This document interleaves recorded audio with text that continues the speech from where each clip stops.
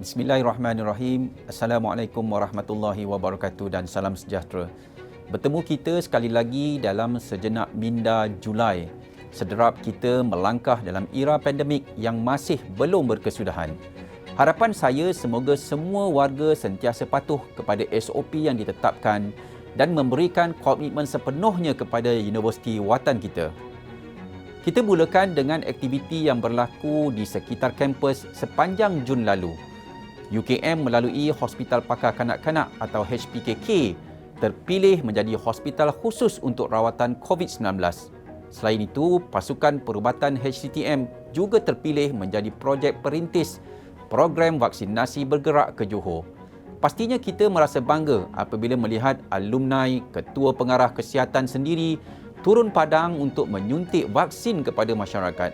Syabas diucapkan kepada semua. Saudara-saudari warga UKM yang saya kasihi sekalian, bulan lepas baru saja berlangsung bicara Perdana Naib Chancellor 2021 yang bertemakan Naratif Baharu UKM, Universiti Watan Kita. Serentak dengan itu, 5 konsep asas teras yang menampilkan bakat, iaitu talent, etika, ethics, memperkasa, revitalize, tangkas, agile dan jiwa, soul, berjaya disebar luas kepada semua warga UKM. Matlamat teras tidak lain dan tidak bukan untuk memantapkan prestasi universiti dan warganya di peringkat tempatan dan antarabangsa. UKM kini berada dalam Liga Universiti Penyelidikan dengan puluhan juta ringgit dana berjaya diperolehi setiap tahun oleh warga kita.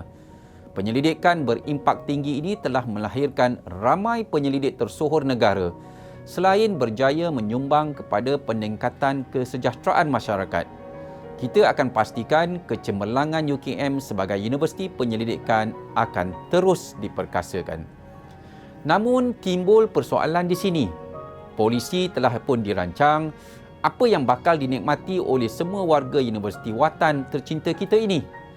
Maka sejenak minda kali ini memilih isu yang lebih simple dan dekat dengan hati sanubari warga.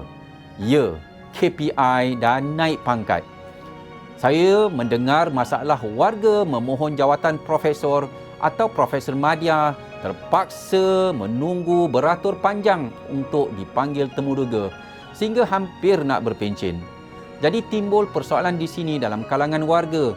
Apakah prakarsa yang dilakukan oleh pentadbir universiti dalam mendepani masalah yang berlanjutan ini? Yang pertama, sejak hari pertama saya menjawat jawatan sebagai Naib Chancellor, matlamat yang saya utamakan adalah untuk mengurangkan kerenah birokrasi. Kalau sebelum ini, setiap permohonan yang diperakukan oleh fakulti dan institut perlu melalui satu jawatan kuasa saringan di peringkat universiti sebelum proses temuduga, tapi kini pihak pengurusan universiti menyerahkan kembali keputusan jawatan kuasa kesapakaran di fakulti dan institut dalam membuat penilaian dan keputusan. Hasilnya, setiap permohonan akan dapat diproses dengan lebih pantas dan tuntas. Begitu juga dengan masa dan jumlah pemohon. Realitinya ketika ini universiti menerima banyak permohonan dalam setahun. Untuk itu, kita telah membuat keputusan untuk menambah lebih ramai calon untuk ditemuduga. Lazimnya daripada 5, kini kepada maksimum 10 orang bagi setiap sesi untuk jadual temuduga dengan lebih banyak kekerapan.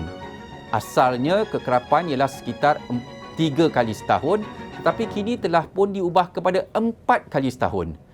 Selain itu, prosedur permohonan juga kita akan segerakan dengan kerjasama pihak fakulti dan institut bagi mengurangkan apa yang disebut sebagai red tape, seperti wujudnya jawatan kuasa saringan yang tidak perlu itu.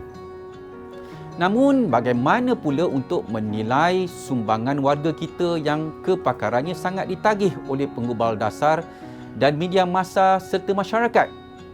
Untuk prakarsa seterusnya, saya mempersilakan Pengarah Pusat Strategi, Profesor Dr. Wan Kamal.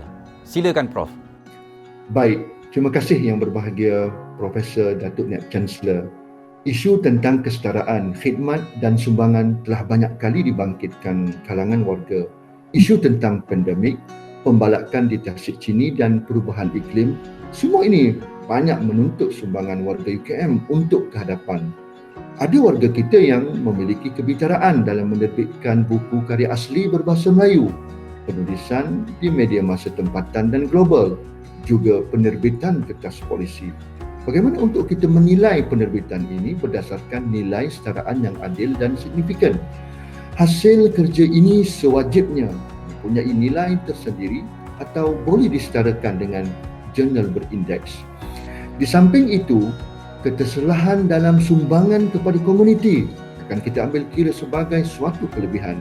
Di sinilah wujud konsep penilaian berdasarkan kebitaraan yang dimiliki setiap warga.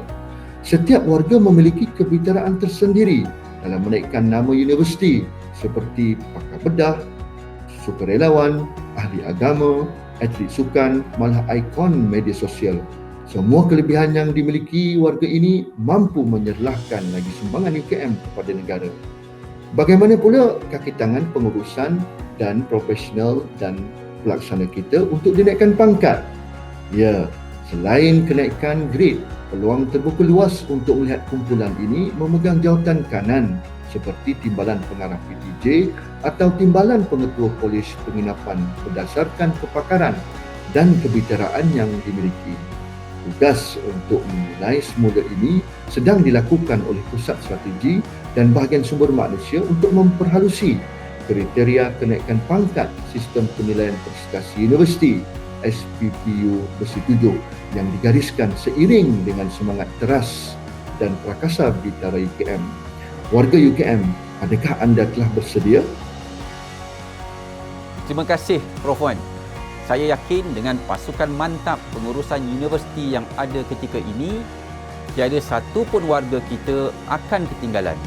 Sama-sama kita doakan agar pelan buku strategik Trust UKM 2021-2025 dapat dilancarkan tidak lama lagi dalam tahun ini dan insya-Allah menjelang 1 Januari 2022 nanti pelan strategik Trust ini dilaksanakan sepenuhnya. Bersempena Aidiladha yang bakal tiba tidak lama lagi, saya akhiri sejenak minda kali ini dengan serangkap pantun. Anyam ketupat di tengah laman, sambutan Aidiladha bersama diraihkan. Naik pangkat bukan halangan, usaha dan tekad tangga kejayaan.